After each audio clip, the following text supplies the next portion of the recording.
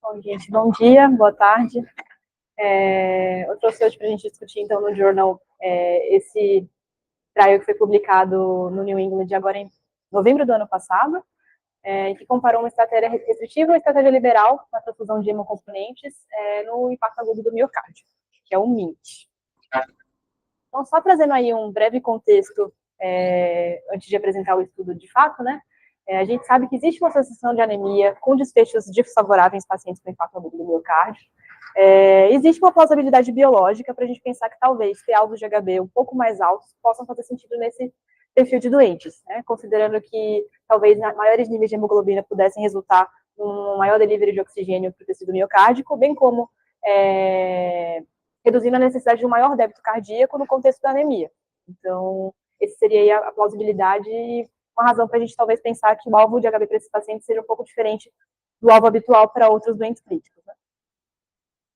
Esse aqui é um gráfico que eu tirei de um estudo que reuniu aí dados de mais de 40 mil pacientes, é um estudo da Cardiology de 2005, de estudos que, no contexto de infarto, né, e ele separou os pacientes por nível de hemoglobina, ajustou para outras características do baseline, né, e viu que existia uma relação aí entre níveis hematimétricos mais baixos do que o nível comum aí de 13 a 14, que tinha uma associação mais forte, né, conforme esses níveis iam reduzindo, mas também com níveis mais altos suprafisiológicos, né? Então, o risco também seria risco não, na verdade, estaria associado também ao maior risco, uma hemoglobina acima de 17, mas uma associação não necessariamente causal, com dados de pacientes em estudos prévios. Por outro lado, pacientes com IAM são pacientes em risco de insuficiência cardíaca, portanto, transfusões poderiam levar a uma maior sobrecarga volêmica, o que é um risco. E existe uma sugestão de que a transfusão por si só, embora ela vá aumentar o nível hematimétrico, não necessariamente ela vai resultar no delivery de oxigênio maior, seja por uma depressão de óxido nítrico e de fosfoglicerato durante o armazenamento da bolsa de sangue, quanto também talvez uma vasoconstrição que poderia ser mediada por agregação plaquetária. Então, talvez você poderia subir o HB, mas não necessariamente aumentar a oferta de oxigênio. Por um outro lado, a gente também considera, né, que hemoderivados são um recurso finito, e que estão associados a efeitos adversos que são variáveis a depender do contexto clínico. Nem todos os países, nem todos os serviços testam as bolsas para o mesmo perfil de doenças, etc. Então, enfim, esse é um risco que talvez precisa ser ponderado de acordo com cada contexto. Além disso, existe pouca evidência embasando o alvo de HB em pacientes especificamente nesse contexto. Esse é um estudo anterior aí de 2021, chama Reality, também foi um RCT, incluindo 668 pacientes, foi um estudo multicêntrico conduzido na França e na Espanha, e ele comparou uma estratégia restritiva com trigger de transfusão quando o HB estava abaixo de 8, versus uma estratégia liberal, que é quando estava abaixo de 10, e estabeleceu a estratégia restritiva como não inferior. Foi um estudo que testou, então, não inferioridade, considerando aí que existe, talvez, um menor risco associado a transfundir menos, além de uma certa economia mesmo, assim, né, de recurso, de logística, com uma margem determinada de 25% num desfecho que era um desfecho composto de mortalidade com todas as causas, AVC, recorrência de infarto ou revascularização de urgência. Ele estabeleceu a estratégia restritiva como não inferior. Essa aqui é a Kaplan-Meier do Reality, dá para ver que chega até a parecer abrir curva ali, um benefício do grupo restritivo, embora não seja um estudo de superioridade, então não dá para afirmar isso. Mas estabeleceu como não inferior essa estratégia. E a gente chega no nosso trial, então, de hoje, que foi publicado em novembro de 2023, que compara essas duas estratégias também no infarto agudo do miocárdio. Então, a população selecionada, né, foi de adultos maiores que 18 anos, com IAM com e sem açúcar de ST, e que também tinha uma anemia, que eles definem aí como HB abaixo de 10 até 24 horas antes da randomização.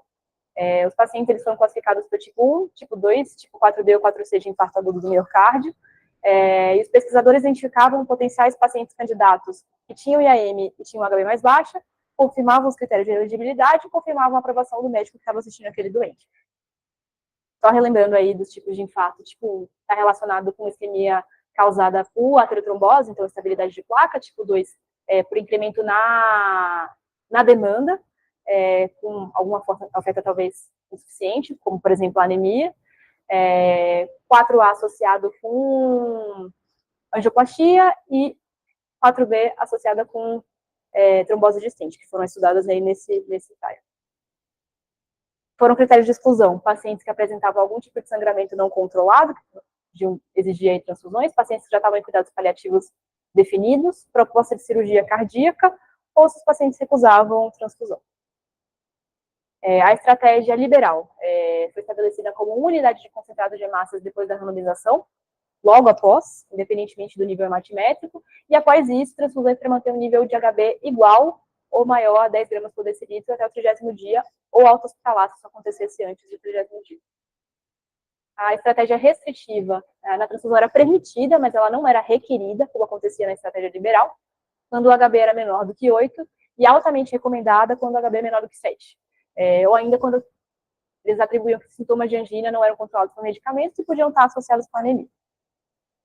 Em ambas as estratégias, as transfusões eram administradas sempre uma por vez e sempre tinha um controle laboratorial após. O protocolo poderia ser pausado se o médico assistente julgasse que havia algum tipo de sangramento ativo que requeria uma transfusão imediata.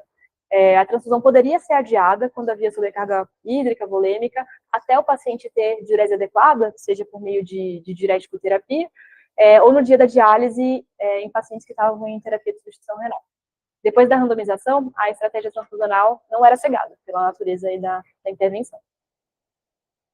O desfecho primário, então, era um desfecho composto de mortalidade de todas as causas e de recorrência de infarto do miocárdio em 30 dias. Ele estabeleceu como desfechos secundários os dois desfechos ali componentes do desfecho composto, a mortalidade e a recorrência de infarto, mas também o desfecho composto de mortalidade em todas as causas e recorrência de infarto agudo do miocárdio em 30 dias, revascularização não programada por isquemia, e readmissão hospitalar por qualquer causa que eles definiam como isquêmica.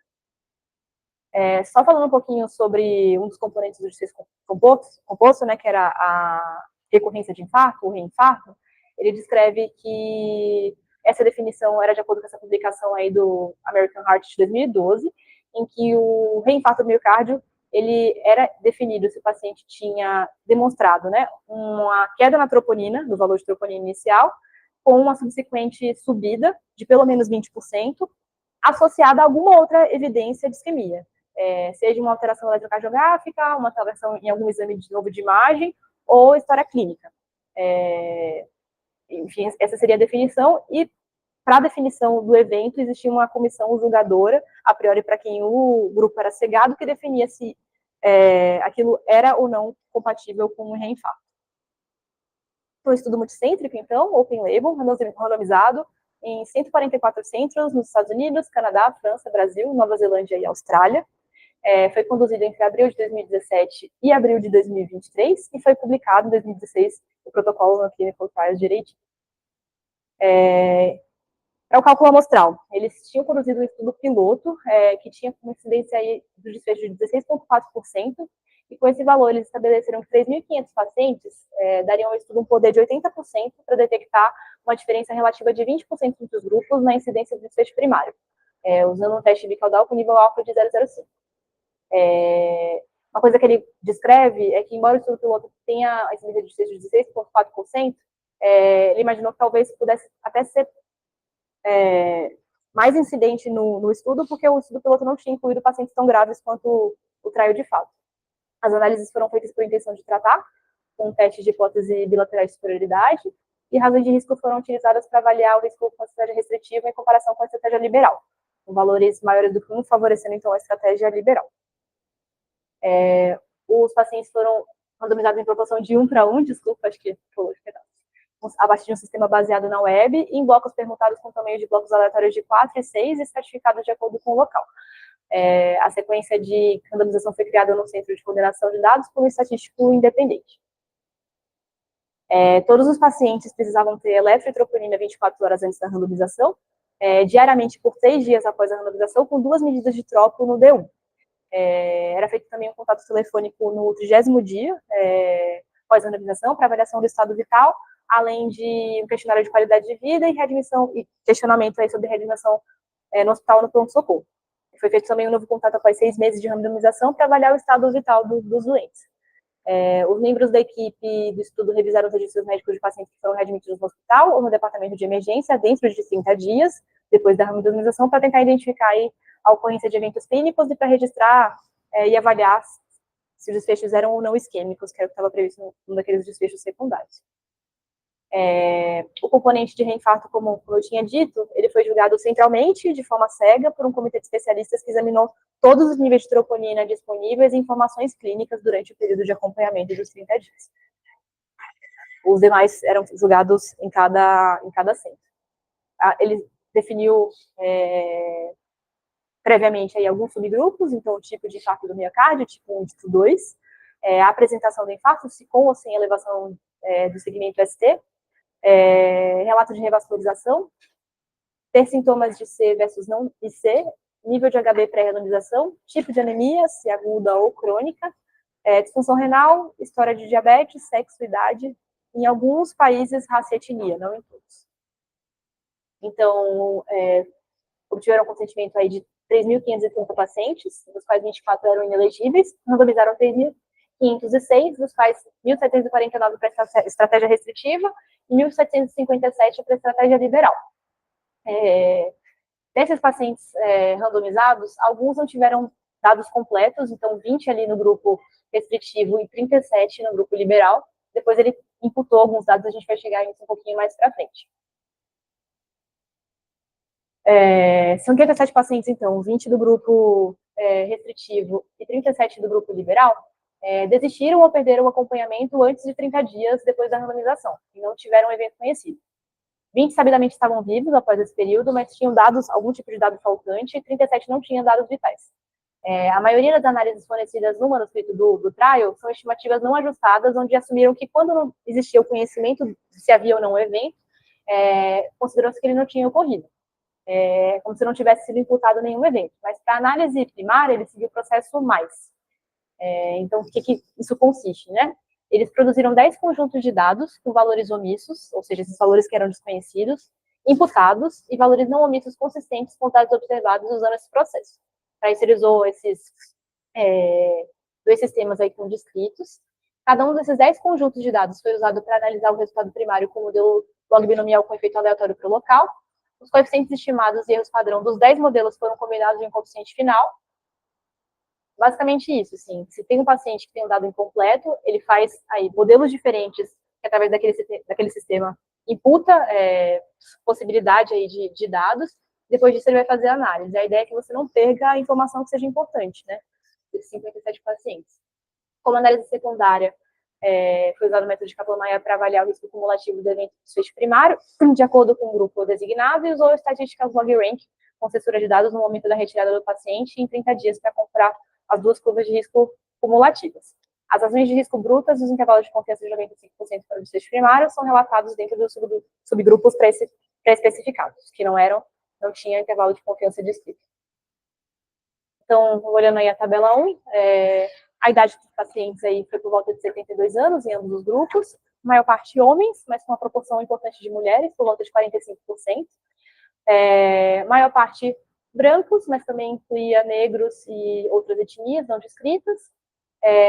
Uma porção considerável aí de pacientes com antecedente já de infarto agudo do miocárdio, cerca de 30%, já submetidos à intervenção percutânea, né, 35%. E cerca de 30% de incidência de IC. Outras características aí que eles destacam, né, que a porção também grande dos pacientes tinham angiografia, muitos com acometimento aí arterial, ou pelo menos de mais de um vaso com mais de 50% de obstrução, cerca de 65%. A maior parte dos pacientes tinham sido avaliados em relação à ecocardiografia e fração de ejeção. sendo que cerca de 10% tinham uma disfunção aí severa, com menos de 30% de fração de ejeção. A maior parte dos eventos eram infartos do tipo 2, que eu achei até um pouco mais inesperado, mas cerca de 55%. E acho que mediana de creatinina também, que é um dado relevante, de 1,4. Cerca de 11 a 12% dos pacientes dialisaram. Aqui só o gráfico para mostrar que houve sim uma separação fisiológica entre grupos, né? Então, a hemoglobina basal no baseline dos dois grupos era de 8,6. A gente vê ali que no D1, para o grupo que foi randomizado para a estratégia liberal, ele já tinha um HB de 10,1. Para o grupo com uma estratégia restritiva de 8,8, isso se manteve mais ou menos aí até o D3. Se a gente for olhar por número de unidades de concentrado de massa transfundidos, né? A maior parte dos pacientes que foram randomizados para a estratégia restritiva no D0 não receberam nenhum concentrado de massas, sendo que uma porção muito pequena de pacientes recebeu mais do que 3 concentrados. Já no grupo randomizado para a estratégia liberal, a maior parte dos pacientes recebeu 1 ou mais concentrados. A descontinuação do protocolo no grupo da estratégia restritiva ocorreu em 46 pacientes. Ele descreve que 24 dessas interrupções foram por razões clínicas, incluindo a possibilidade de cirurgia, que exigia aí transfusão no intraoperatório ou pré, ou algum tipo de sangramento. E a descontinuação do protocolo ocorreu em mais pacientes na estratégia liberal, 241, que correspondia a 13,7%. Razões clínicas foram fornecidas apenas para parte desses pacientes, 89%, incluíram efeitos adversos que ele descreve como sobrecarga de fluidos, diálise e reações transfusionais. Outra razão que ele descreve aí também para descontinuação foi preferência do paciente, em 68 casos, ou preferência do médico assistente, além de algumas outras razões em menos pacientes, né, incluindo escassez de fornecimento de sangue ou problemas de pessoal, alguma questão logística em relação à administração. Indo então para os resultados, né? Para o desfecho primário, que era esse desfecho composto de morte em 30 dias ou reinfarto, foi um estudo neutro, então ele teve ali um risco relativo de 1,16, que aponta em direção à estratégia liberal, mas que está bem no 1. Dos demais desfechos descritos, né, secundários, tanto os desfechos separados do desfecho primário, todos cruzam ali o 1 também, exceto morte de origem cardiovascular, que é esse daqui, que é 1,74, que a priori não corta a margem do 1. Mas que é um desfecho secundário, enfim, não foi um cálculo amostral para definir isso. Aqui são as curvas de Kaplan-Meier, que ele mostra ali o desfecho composto na primeira, a incidência cumulativa do desfecho composto naquela primeira curva. A gente vê que ficam bem próximas ali as curvas, e no B, um dos desfechos secundários, que era só morte de qualquer causa nos 30 dias. Um dado que é importante, né, é que no grupo que foi randomizado para a estratégia liberal, houve mais reações associadas aí à transfusão, principalmente relacionadas à sobrecarga volêmica, né, com uma relevância estatística aí no grupo que recebeu mais hemoderivados. Aqui são outros desfechos que já tinham descrito antes, né, mas enfim, desfechos até terciários, mas que estavam pré-determinados. Uma coisa que ele aponta e descreve, inclusive no corpo do texto, é em relação ao tipo de infarto, parecendo haver talvez um maior benefício no infarto tipo 1, que para mim não fez muito sentido. Os demais, nenhuma informação tão relevante, assim. Todos cruzam também a linha do 1.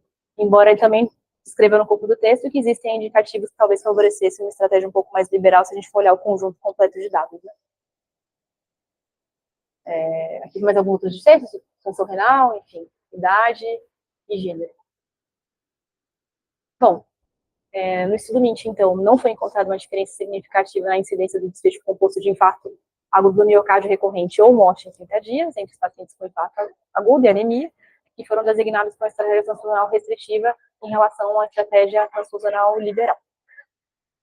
Acho que de pontos importantes antes da gente abrir para a discussão, acho que é um tema bem relevante, assim, acho que é uma dúvida mesmo qual que é o alvo terapêutico aí de HB nesse perfil de pacientes.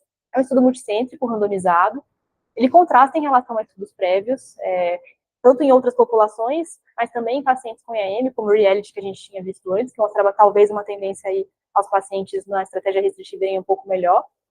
É uma coisa que ele descreve, né, que ele foi desenhado para detectar uma diferença relativa de 20% entre os grupos, e o efeito observado foi uma diferença relativa de aproximadamente 15%, e ele fala que pela heterogeneidade dos pacientes inclusos, talvez eles tenham estimado aí uma diferença alta demais para conseguir detectar na análise estatística. Uma questão é que é um estudo não mascarado, né, pela natureza da intervenção, que é a hemotransfusão, mas o componente de reinfarto no desfecho primário tem uma definição tanto quanto subjetiva e acho que a dúvida se tem uma relevância clínica ser centrado no paciente, assim. Levar a troponina e talvez tenha uma alteração eletrocardiográfica pode ter uma interpretação bem diferente de acordo com quem está avaliando, além de não necessariamente repercutir clinicamente para os doentes.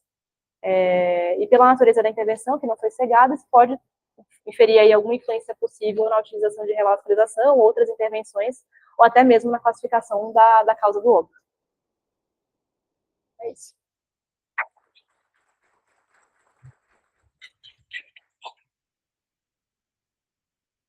Bom, acho que isso é importante aí, que a gente pegar para o nosso dia a dia.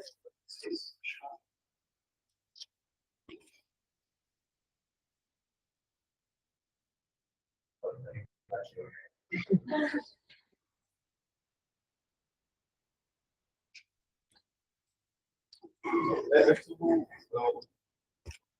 tem as limitações que, por exemplo, no grupo restritivo, teve pacientes que hemoglobina nota até a nota que é um real, receber informação.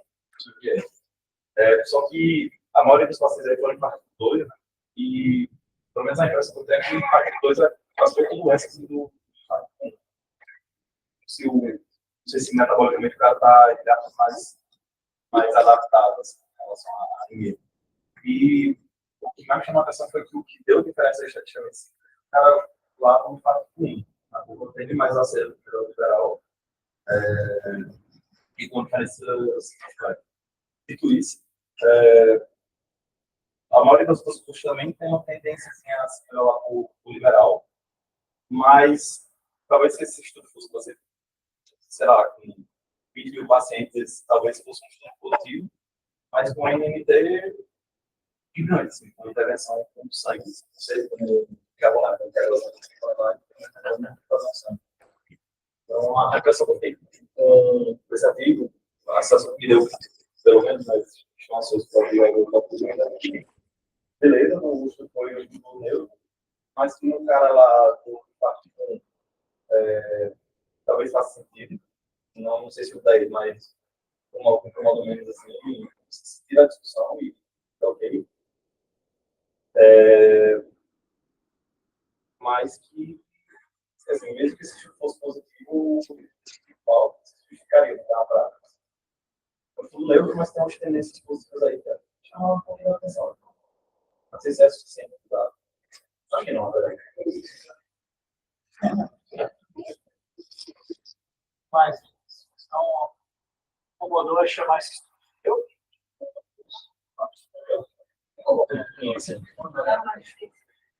Se joga mais 1.400 aí, dá possível. Então, juntar a parte de dois também. Mas aí, dá para deixar mais um certo depois. Se está mais claro, acontece, mas se esse estudo fosse feito com 1.400 a mais, qual o paciente está com a prioridade? Acho que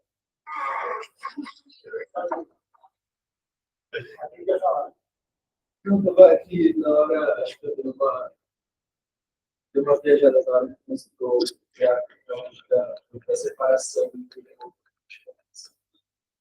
restritivo, os caras estão quase não de HP.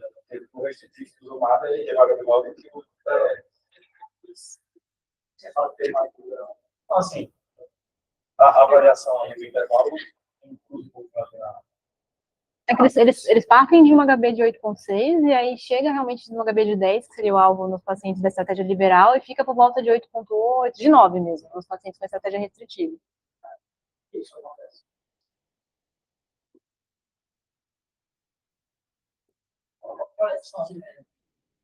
Comparação. Não quer dizer que eles foram transfundidos. Não, sim.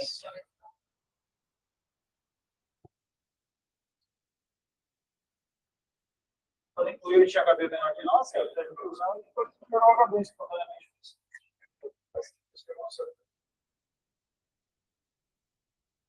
Tem uma separação, né? Essa separação é importante. Isso ela reflete a nossa prática também.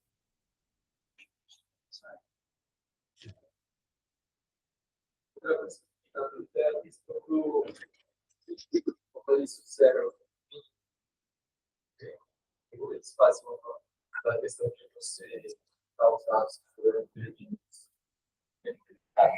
Como isso. Mas enfim, acho que não é grande como você vai só mas como que isso for, acho que proporcionalmente eram poucos pacientes que perderam os dados e não sei se isso faria alguma diferença. Como você pode lidar com essa situação? Perdeu o segmento. Tirar. Isso se chama análise de casos complexos. Você analisa quem você conseguiu seguir. Qual é o problema dessa análise? Você introduz o viés de seleção. Viés de seleção. O que é viés de seleção? Os pacientes que foram perdidos da análise, isso pode ter relação com a intervenção do estudo. Especialmente se a perda foi diferencial. O que foi? Bem mais bom. Então, a gente quis para não aumentar mais seleção. Ela não pô, também não quero receber mais uma. Entendeu? Não sei isso. Pô, sabe, chega esse estudo aí. Não sei, mas deve ter sido algo nesse sentido. Ou deu um efeito colateral e assim, não foi grandes coisas, mas teve uma perda diferencial. E aí você tem várias formas de lidar com isso. Tá? Então, aí, uma é você inventar o dado, chama de computação. Você pode inventar o dado da sua cabeça e falar assim, vou considerar que quem sobreviveu, até quando eu segui se ele estava vivo, porque ele estava vindo lá no final, não tem mais nada, eles fizeram isso. Eles tentaram não ter o evento, isso não sentido. Você pode fazer, isso seria o best case cenário, uma imputação baseada no melhor cenário possível.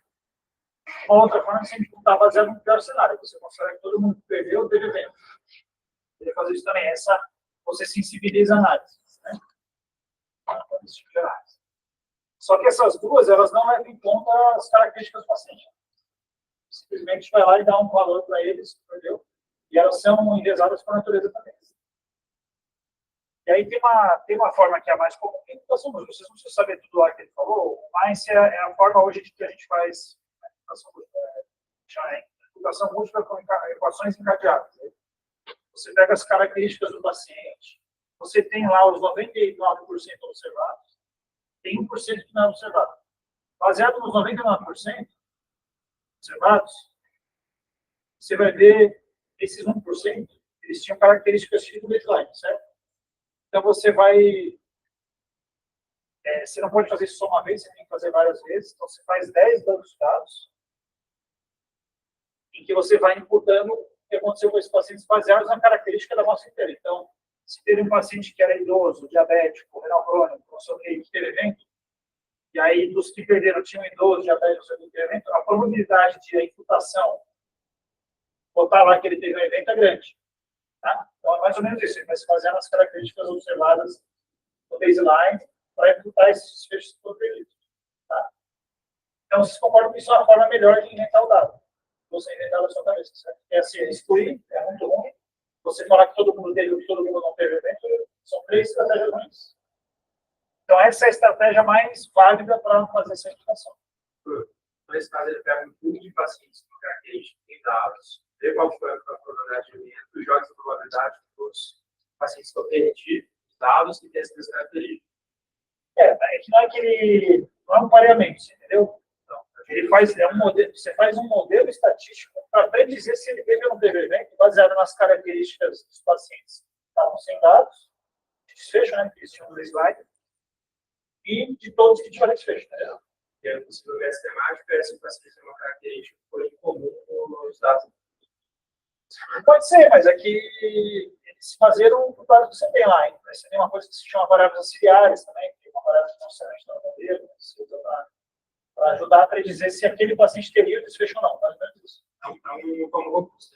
Isso, aí por que você não faz isso uma vez só? Porque, como você está inventando dado, você tem que criar uma variabilidade na invenção do dado. Entendeu? Então, você tem que fazer um número X de imputações, aí você analisa o resultado de cada uma das imputações e depois você junta os resultados. Essa que é a regra de Rubin, que a gente fala que é quando junta, porque ele leva em conta a variabilidade do resultado desde a imputação e a variabilidade do resultado entre imputações. Então, se na hora de imputar a imputação for, não sei se você falou, tem faltou uma variável lá, as imputações vão ter uma variabilidade muito grande. Isso vai acabar indo sendo carregado para o resultado final, para o intervalo de confiança final. Vai ficar mais impreciso.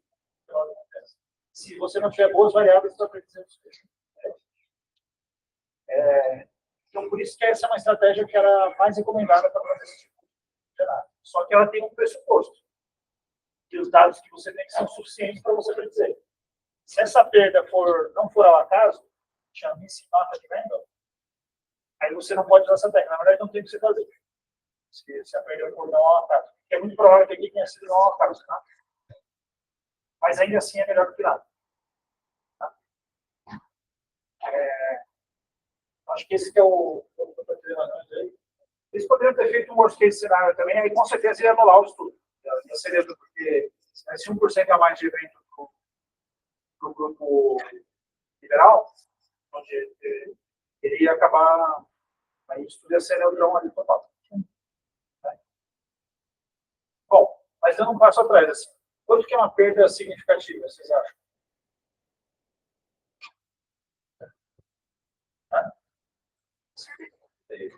Depende.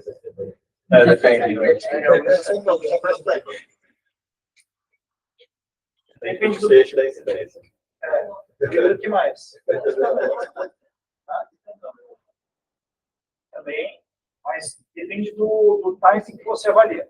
30 dias é bem pertinho. Então, você não espera que tenha muito, né? 6 meses, aí você vai ter mais perda de segmento, mas as pessoas migram, né? Aconteceu um monte de coisa. Você vai ter mais perda de segmento conforme o tempo vai passando, né? O seu tempo de segmento, né? Então, assim, 1% é bem pouquinho. A perda bem, assim, é 30 dias, mas é bem pouco. Essa perda aí, uma perda baixa. Então, até a análise de casos pontuais aí até estaria justificada. Você fazer, né? Aí, geralmente o que a gente faz são análises similares. Você analisa de um jeito e analisa do outro. Né? Você tem as duas formas de análise e vê se muda a conclusão. Se mudar a conclusão, o seu resultado não é robusto para essa perda de segmento que você teve. Então, esse é o raciocínio para isso. Bom, então, assim, assumindo que o resultado é o que é. O que eles apresentaram. Vocês Concordo com o desfecho com o outro resultado. aí sim, mas concordo com você, porque assim, se a pessoa está no grupo controle e não é cegado, a chance de fazer mais elétrico, de usar mais troponina é maior. Então, você pode ter mais evento no controle. Mas eles valorizaram A coleta de troponina. Os primeiros 3 dias. Os primeiros 3 dias, sim. Mas depois não é descrito, e aí existia uma comissão central que avalia todos os valores de troponina já dosados, inclusive não só os dos 3 dias, né? Qualquer valor posterior. E registro eletrocardiográfico ou prontuário para ver se tinha algum sintoma, ou enfim, alguma coisa descrita em relação à história clínica. Se não tem impacto clínico, paciente com a troponina mais elevada, ou uma sensação de problema, talvez tenha aumentado a sensibilidade para quem está no grupo controle. Pode ser.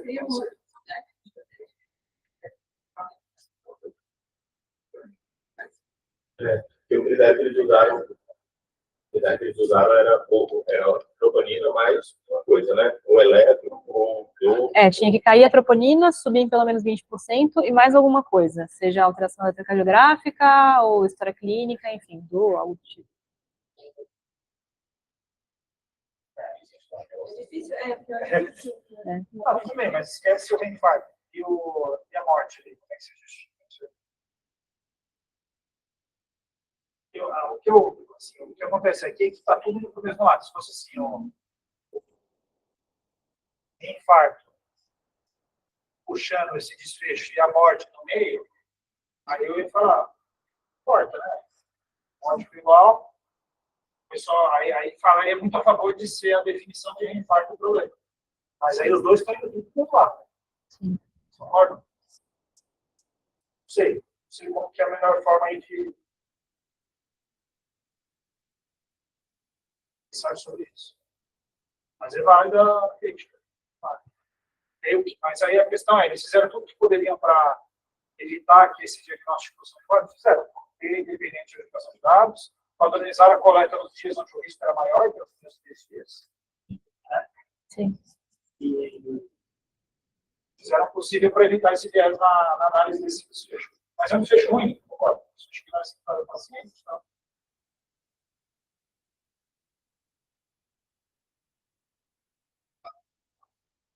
Mas,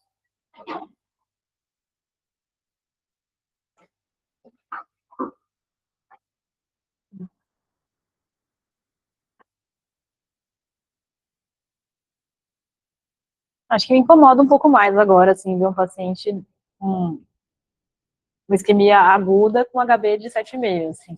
Eu acho que às vezes é a prática que a gente vê no dia a dia com uma certa frequência, assim. Até pela definição do grupo, assim, a estratégia restritiva, na verdade, é isso. No fim das contas, foi um HB basal ali próximo a 9, exato. Então, não sei se eu consigo transferir tanto esses dados para nossa realidade, assim, além de talvez ficar um pouco assustado, assim.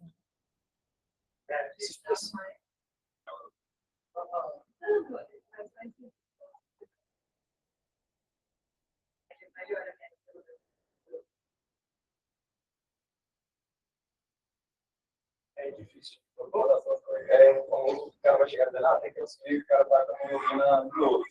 Acho que antes do estudo ficar legal. Agora tem para isso. Bom, só acho que é importante acho que esse é um estudo, a gente tem que contextualizar a gente tem evidência. É o maior estudo, tá? Acho que tem que dar essa consideração. A historinha da anemia do dente crítico, né? Você sabe de onde veio a preocupação com isso? Trabalho? Estava no início dos 2000, agora não é certo. O Herbert, que é um dos autores do estudo aí, ele correlacionou anemia e transfusão com morte dente crítico no soro oxidacional. Aumenta o risco de morte, os pacientes se envolverem anemia e aumenta o risco de morte, considera mais transfusões. Tá? Isso é bem óbvio. Quem faz anemia não tem nada grave, tudo na terapia intensiva, tudo isso, sabe? Mas precisa ser demonstrado. E a partir disso surgiram os trabalhos assim, na época você recomendava para de HB de 10 autorizados. Tá? E aí foram surgindo os trabalhos depois do problema, para a estratégia restritiva e liberal, certo? E a maioria dos trabalhos em geral, shopping center, etc., não faz essas duas estratégias, mas geralmente você pega o paciente e ele não está sangrando. Então, primeiro ponto, não dá para a gente aplicar isso para pacientes com sangramento agudo. Tá? Pacientes com sangramento vai ter sempre excluído. Tá? Tem uma questão dos anêmicos prévios que eles não são bem representados nesses estudos. A maioria das vezes eles não têm anemia prévia. Eu não lembro se tinha alguma coisa que eles falavam sobre isso, mas acho que já chega com anemia. Isso seria um momento de infusão, né? Isso. É.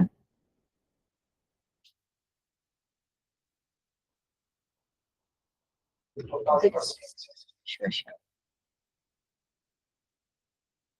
Eu só achei hemoglobina média, na verdade. Não vi estratificado assim para qualquer grau de anemia prévia. O paciente era anêmico antes de internar. Mas, bom, no plenitício em geral, então a gente tem esse conceito hoje. Né? A gente já teve sepsis e tal. Mas às vezes o paciente chega chocado com HB de 7, acabou de chegar, esse paciente não foi bem estudado ainda até hoje. Tá? Isso é uma coisa que vocês têm que ter na cabeça que não é uma heresia transfundir esse paciente. Tá? Tem gente que não transforma, tem gente que vai ter transfundir. Essa parte está com uma certa variabilidade. Aí a gente tem o estudo de cirurgia cardíaca. A professora, o estudo dela, o grande estudo dela, o estudo de core, foi um estudo que demonstrou até possível benefício da estratégia restritiva em cirurgia cardíaca. Depois isso não se confirmou. Tá? Fez o estudo de 100, 8 contra 10. O estudo foi neutro e talvez até mostrou malefício também dessa estratégia restritiva de cirurgia cardíaca. Então, tem alguma coisa aí no coração que não vai bem, tão bem assim, com essa estratégia mais restritiva. Tá? E aí agora a gente tem um contexto do FAC, uma situação bem específica. Uma situação em que, em teoria, existem uns balanços de oxigênio local, mas existe. E aí talvez fizesse sentido a gente deixar um jogador mais alto. Então, acho que assim, isso aqui a gente vai precisar de uma meta-análise depois, para juntar os estudos que tem, para a gente entender se isso aqui é isso aqui mesmo. Assumindo que o resultado foi positivo, tá? Acabou do grupo geral. Ou se não, se esse estudo, por algum motivo, ele diverge dos outros, a gente talvez tenha que juntar aí os estudos que tem que ter. Por que eu digo isso? Porque a transfusão é cara, transfusão é recurso finito, são motivações para o estudo. Se você pegar todo o impacto do tipo HB10, impacto não é aqui ele juntou em parte pública 2. Então, teria uma implicação de custo de saúde pública enorme. Então, pessoalmente, já para a gente falar assim, esse estudo aqui é da unidade ali, mas é positivo. E começar a sair da nossa nível. A gente precisa analisar com mais cautela tudo. Mas é por isso que a gente faz estudo científico. Você pode ter a fisiopatologia que for, né? Na hora que você randomiza, que você realmente acontece. Tá? É isso. Agora, realmente me chamou a atenção a separação fisiológica ser tão baixa e chegar a diferença de mortalidade. Só faz um ponto de HB, a média, encontrar essa diferença. Por exemplo, quando o intervalo de confiança está em cima do agora aí, seria da opinião do tipo, como se fosse mais, Luiz falou, se fosse mais 1.000, seria para casa. Você acha que, tipo. Aí, assim, eu acho que entra. Eu ainda não falei a aula de coisa de né? Acho que eu tenho esse. É que, assim, é um estudo frequentista. Então, a gente tem que seguir a filosofia da estatística frequentista. Usou a unidade, ele é neutro e acabou. Entendeu? E os mínimos eles seguem essa política. Meio estudo frequentista, usou a unidade, ele é neutro e acabou.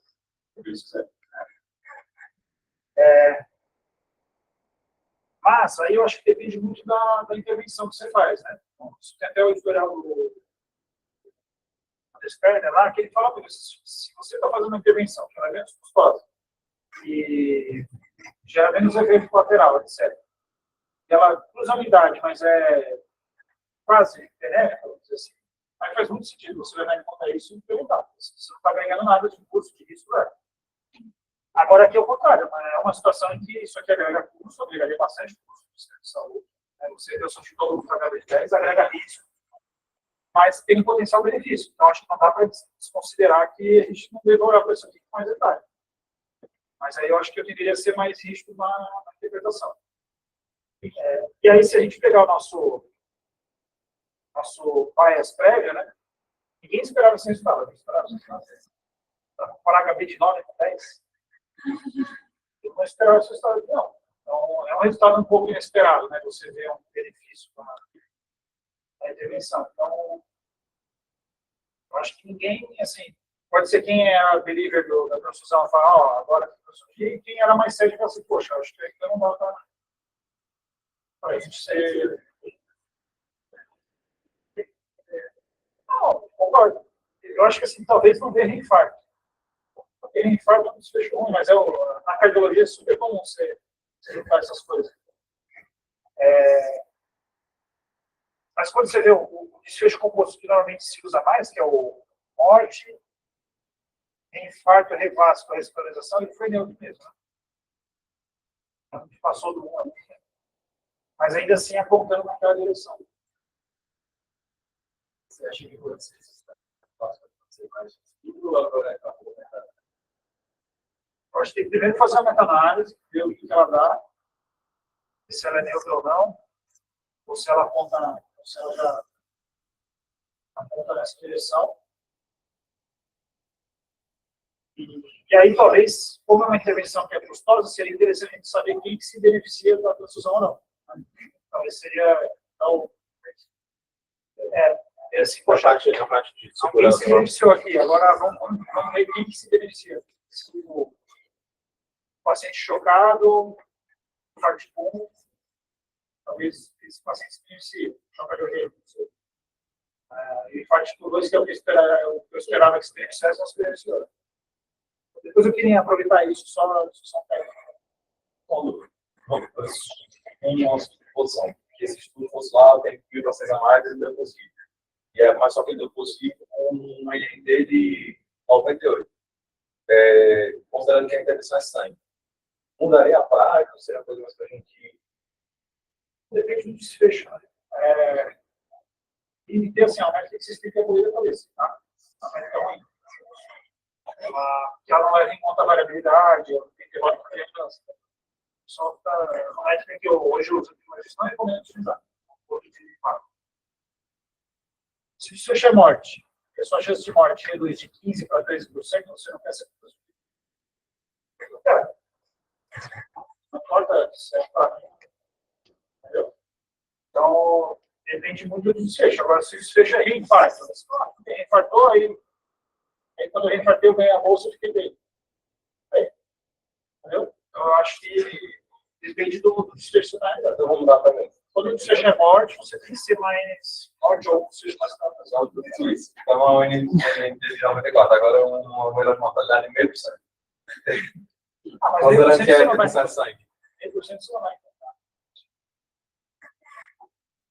Mas, de novo, 0,5% se for de 5 para 4,5%, não sei.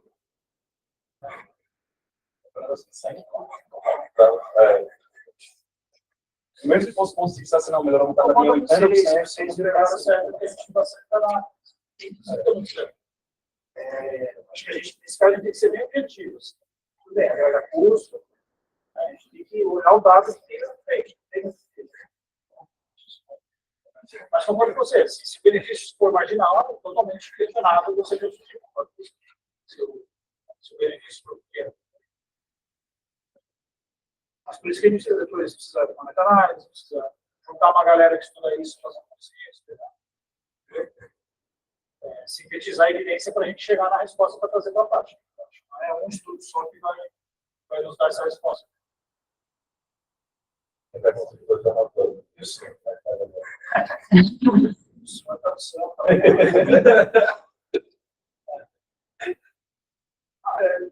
Assim, a minha prática é assim, eu tenho receio com HB mais baixo, sincronia aguda, com certeza. Tá? Então, assim, dificilmente, se o paciente está com sintomático, tá, nem tem que transfundir, não tolerar 7 ou 8, não. Tá? Isso aqui é uma linha pessoal total. Tá? Agora, assim, transfundir todo mundo para 10, me incomoda. Não faria isso, não. Incomoda bem, acho necessário na prática. Tem alguma coisa aí que a gente tem que identificar quem é esse paciente que precisa chegar nesse alvo. Então, assim, se a gente for estudar toda a fisiologia, a gente consegue se adaptar com esse salto mais baixo. Não foi nada fácil, não. Estranho, né? Ele já tratou, já abriu a artéria e foi. Só em relação à definição, vocês têm claro como diferenciar a parte de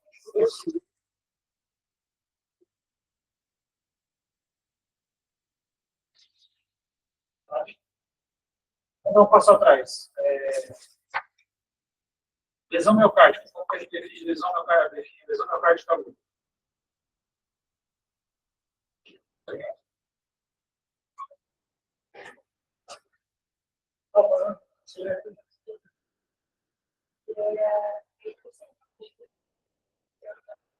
Então, é aumentar a troponina. Então, a troponina a gente chama de lesão miocárdica. Isso é muito importante. Isso aí vocês vão ver todo dia, né? Quem já trabalha em troponina alterada. E aí, a grande dificuldade não é diferenciar infarto de 1 tipo 2. Lesão miocárdica e infarto tipo 2, na prática. Tá? Frequentemente é só lesão miocárdica, o paciente não precisa de esquema nenhum. Troponina subiu, isso é lesão miocárdica. O que eu sei disso? Que é associado a desfecho. Então, qualquer condição, tá? Vocês virem no contexto do ambulatorial, paciente com sepse, pós-operatório, subir troponina é ruim. É uma coisa ruim que acontecer.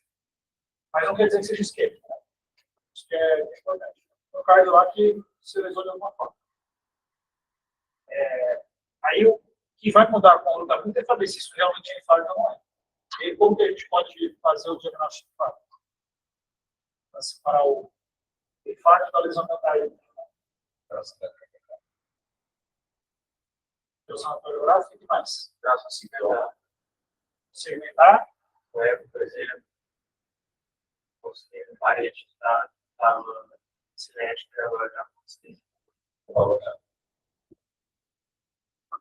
diferença. Lesão miocárdica no pós-operatório, não se sujeira um cardíaco, vai pular. A tropa normal vai subir.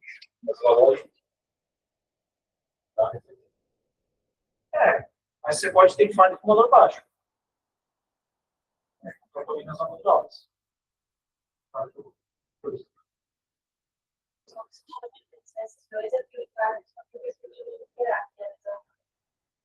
Não necessariamente, porque se você fez uma cirurgia no cardíaco e infartou. Infarto por dois. Mas para ter infarto, o que ele tem que ter? Não, teve necrose, mas a troponina vai subir dos dois. Mas a fisiopatologia para ter infarto, por natureza, tem que ter opção coronariana. Mas a obstrução estável, de frente a uma demanda aumentada, fez ele passar. Certo? Aquela coronária não deu conta de perfudir o coração dele no estresse cirúrgico,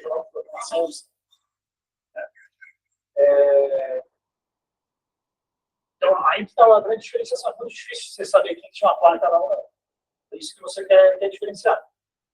Mas vocês falaram, a gente tem vários diferenciais que operam, né? A cinesia, sobe troponina e o cardio branco. Vocês já viram isso? Hoje a gente reconhece isso com muita frequência, né? Mas às vezes você não vai saber. Então, aí depende muito de qual que é a estratégia que você vai seguir. E um sintoma, né? Dor torácica, típica às vezes. Né? Tudo isso. Então, muitas vezes você não vai, você pode chamar de infarto tipo 2, aí você vai para o cátio, né? Para consumo mesmo, beleza. Então, é muito difícil diferenciar na prática. Então, a gente não pode. O que eu quero dizer para vocês é que a gente não deve comprar esse diagnóstico do parte 2 de maneira fácil. A gente tem que caracterizar bem o que está acontecendo com o paciente. Está na dúvida, faz um eco, esquece do eco, né? Certo?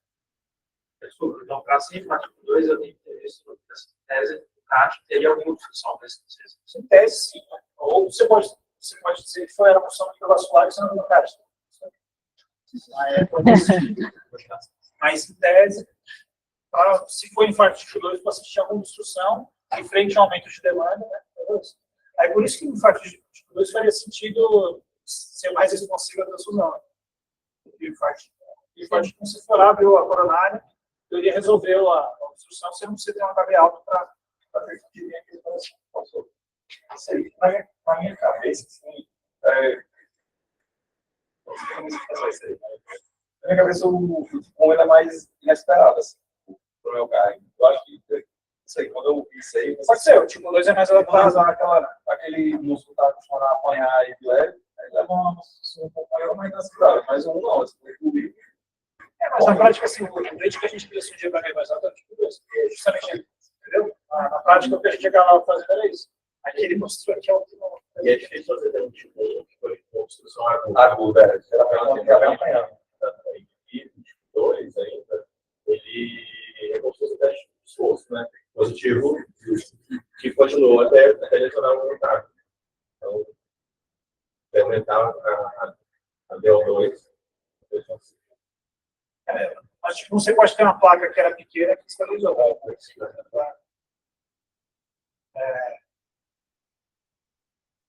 Bom, mas essa é uma diferenciação que vocês vão encontrar frequentemente na prática. Tá? A diferença a tipo 1 não tem grandes coisas, porque assim, o paciente vem com clínica, geralmente é bem característico, né? A diferenciação é tipo 2 versus a lesão miocárdica não esquerda.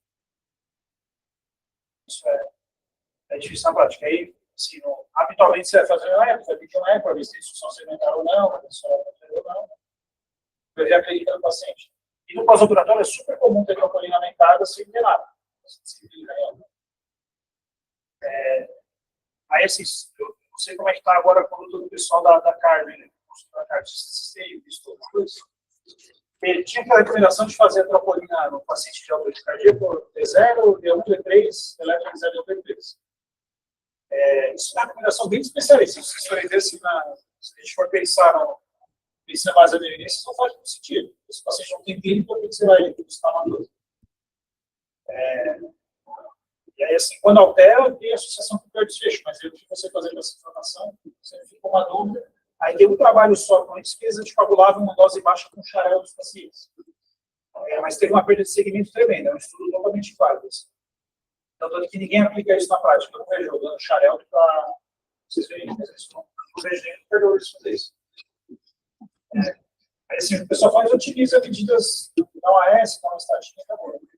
É isso. Mas geralmente o paciente que já ia fazer essa conduta ele já está passando antes, então não dá. Aí todo mundo fica meio, subiu a troponina. A gente recebeu impacto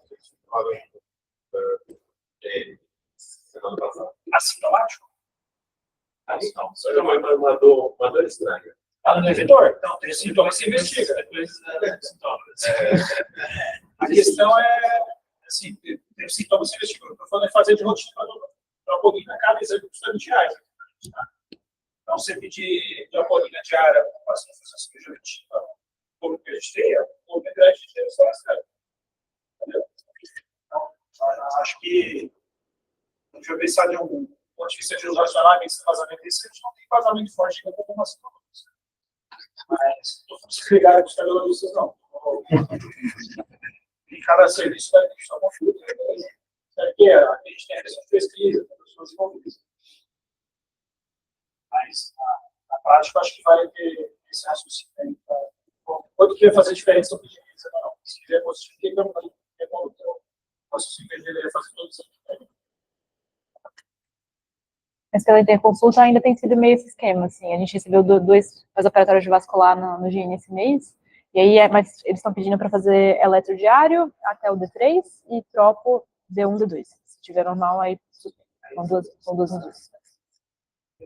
Acho que seria aí a rotina dele. Sim. Mas, assim, dificilmente eu vejo uma grande mudança de conduta. Mesmo quando é positivo, gera incômodo, todo mundo fica assim, se é positivo, mas e aí, teve uma clínica? Não, então beleza. Entendeu? Aí faz um trabalho reverso. Sim. Eu acho que nesses casos, eles vão estar de alguma mudança para fração, se tivesse. Mas não, porque assim, depende muito, né? Tudo bem, aí você faz um eco, aí você chama de função segmentar, talvez. Mas na cardiologia hoje, os caras estão estudando num cardeado de angina refratária. Né? Aí a gente faz um exame num paciente assintomático e vai cardear sangue. Eu acho que é inconsistente assim, pensar nisso. Porque o cara que subiu troponina e era crônico, ele era crônico. Não sei, eu tenho uma crise disso aí.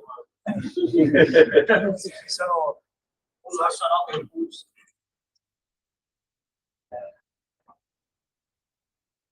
Enfim, acho que é importante ter visão crítica, mas não precisa ligar. Bem, então, como sempre, a gente chegou à conclusão de que a gente não sabe o que faz.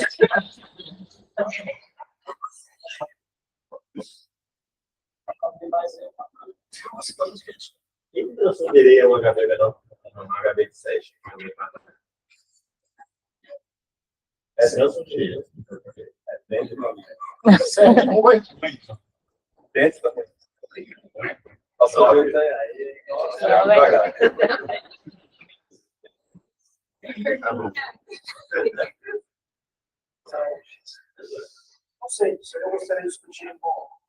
Ô, Bruno, se tivesse subido troponina pós-operatório HB7. Se tivesse subido troponina sem dor pós-operatório HB7. Só implementar? Se o paciente não está sangrando, não. Assim, HB de 7 anos de dor. No dia seguinte, eu disse 7 anos. 7,6 um dia, pô. Geralmente não vale a pena. Assim, se você lida com cirurgião, mas o cirurgião é super bom análise com HB de 7,2, 7,1. Aí se esperar cair para 6 e 9 minutos, eu acho que não vai dar besteira. Você está ali meio incomodado, ali, está ficando chateado para ele, já vai cair depois. 7,5 se observa. Agora, acho que não vai se falar assim, tem que falar bem. Você está em uma coisa de 0 a 1. Agora, sei lá, não, você vê um monte de volume e você vai dar uma subida e o HB vai subir. Você sabe disso, você não sabe. Você sabe que dá para evoluir. Então, aí vocês vão lá, faz negativa a balança, olha a sobe e vocês se protegem.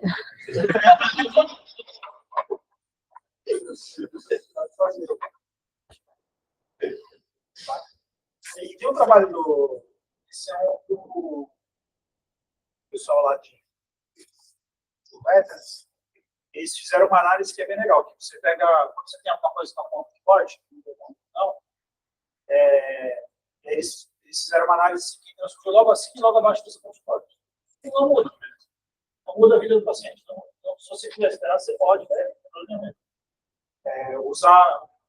Isso quer dizer assim, ter um ponto de corte para a cirurgia, não é isso, entendeu? Mas, então, tanto faz, também que você não piora o seu paciente, se não surgiu 7,2 e 16 anos. Vale para os dois lados. Né?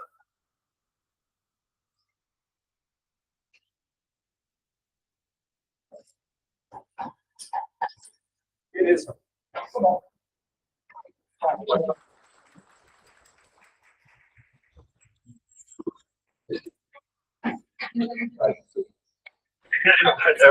Nem chegando nessa sala.